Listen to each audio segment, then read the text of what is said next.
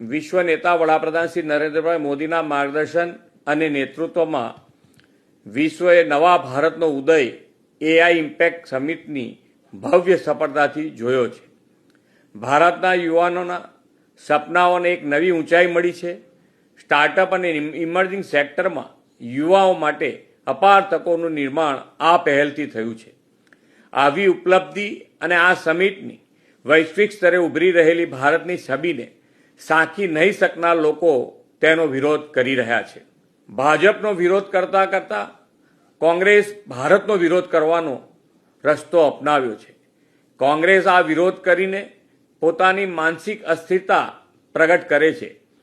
જ્યારે જ્યારે ભારતનો ડંકો વિશ્વમાં વાગે છે ત્યારે ત્યારે તેનો વિરોધ કરવાની કોંગ્રેસની જૂની આદત છે.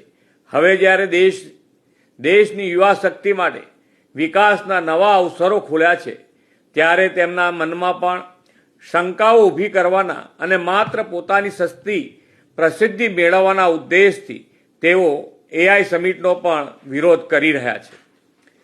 કોંગ્રેસ પોતાના આવા કૃત્ય માટે શરમ અનુભવવી જોઈએ અને તે માટે દેશની માફી માગવી જોઈએ.